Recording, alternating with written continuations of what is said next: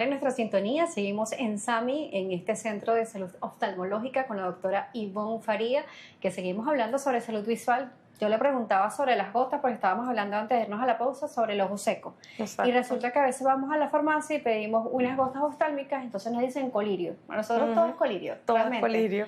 Pero a veces agarramos, cuando vamos de repente a algunas farmacias o algunos centros, a veces las gotas oftálmicas están en un pasillo o están en un anaquel.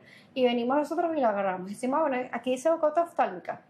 Eso me va a servir, ¿no? Entonces, ¿qué pasa cuando nos empezamos a aplicar gotas que no son necesarias? Mira, este punto es súper importante. Porque como lo dices tú, aquí en el país existe el uso muy deliberado de las gotas. O sea, si el paciente va a la farmacia y pide cualquier gota y se la prescriben, no, las gotas deben ser prescritas por el oftalmólogo, porque muchas veces estas gotas que están, como dices tú, en los anaqueles o en los pasillos, el componente de la gota tiene esteroides. Los esteroides pueden ocasionar, si usas esa gota de forma crónica, enfermedades oculares que sí te van a llevar a la ceguera, como por ejemplo el glaucoma.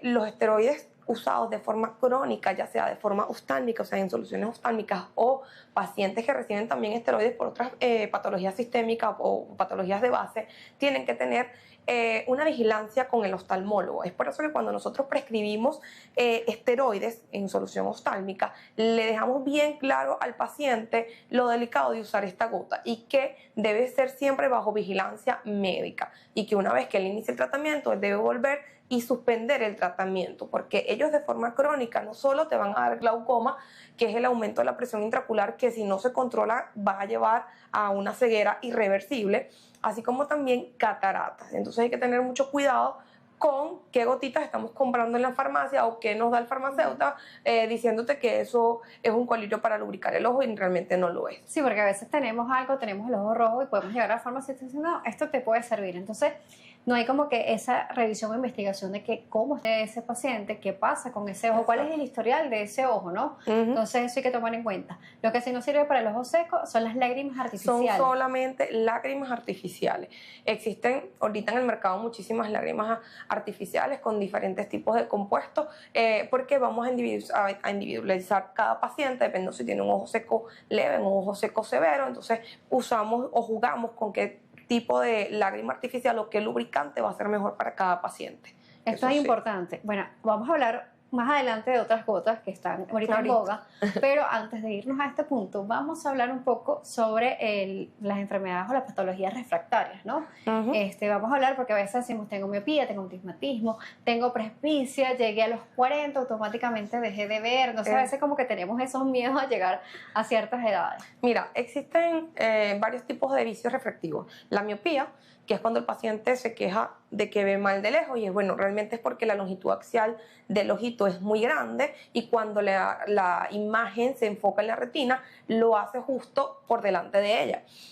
Por el caso contrario, los pacientes hipermétropes son aquellos que ven muy mal de cerca. Ahora, si es una hipermetropía muy elevada, no solamente va a ver mal de cerca, sino también de lejos, y esto es por lo mismo, porque el ojo, su longitud axial es mucho más pequeña, y cuando los rayos de luz ingresan al ojo, se van a proyectar por detrás de la retina. Y tenemos el astigmatismo, que es cuando el paciente dice, ay, yo veo chorreado o veo borroso, y es porque cuando los rayos también ingresan al ojito no tienen un solo foco, sino múltiples focos en donde se enfocan, y el paciente tiende a ver borroso.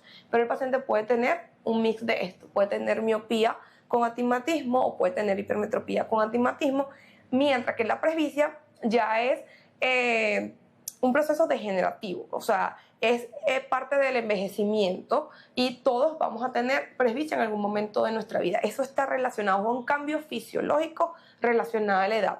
¿Por qué? Porque el cristalino, que es como el lente natural que tenemos dentro del ojito, en nuestras primeras etapas de la vida, como aproximadamente hasta los 40 años, él es muy flexible porque es transparente. Después de esta edad, él comienza a endurecerse, y si se endurece, pierde su fuerza contráctil y no va a enfocar los objetos para cuando queremos leer o cuando queremos hacer alguna actividad cercana. Es diferente. O sea, realmente la presbicia es esa visión borrosa cercana después de los 40 años. Bueno, hay personas que aseguran que cumplen los 40 y al siguiente día ya tienen este fenómeno. Sí, porque los pacientes, por ejemplo, hipermétropes, la presbicia tiende a llegar un poco antes. Entonces, es tal cual.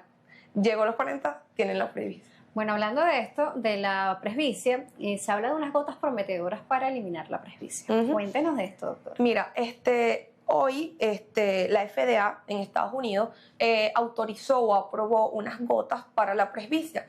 Realmente son muy pocos estudios los publicados, realmente 3, 4 estudios los que hay publicados. Sin embargo, ella se quedó en fase 3, es decir, por su seguridad y eficacia, pero no se autorizó comercializarlas. Tiene una precursora que se llama pilocarpina, que sí está bien estudiada hace más de 100 años. Durante mucho tiempo para el tratamiento del glaucoma, ya hoy en día ha disminuido el uso de la pilocarpina en el glaucoma, pero básicamente estas dos gotas lo que buscaban en concentraciones bien diluidas es disminuir el efecto miótico severo de la gota, así como el tiempo de duración de la gota mientras trates al paciente y los efectos adversos como el dolor de cabeza, la disminución de la visión nocturna o la disminución del campo visual y el más temido, los desprendimientos de retina en casos ya más seleccionados.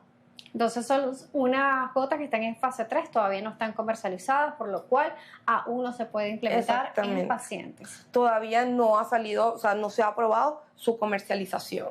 Entonces nosotros todavía no tenemos acceso a ella.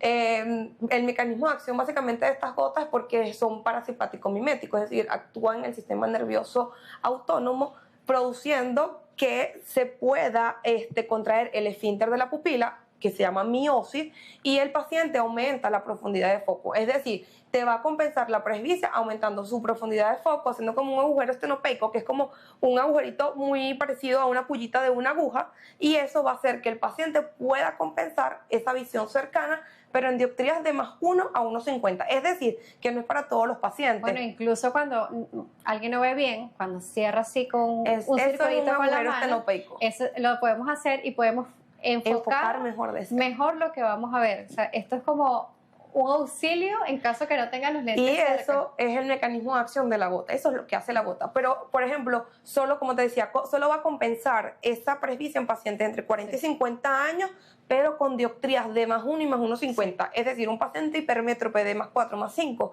la gota no te la va a compensar. Sí, yo antes no lo creía, pero uno hace esto y enfoca exactamente, claro, es tal cual. Se llama agujero estenopeico. Tal cual.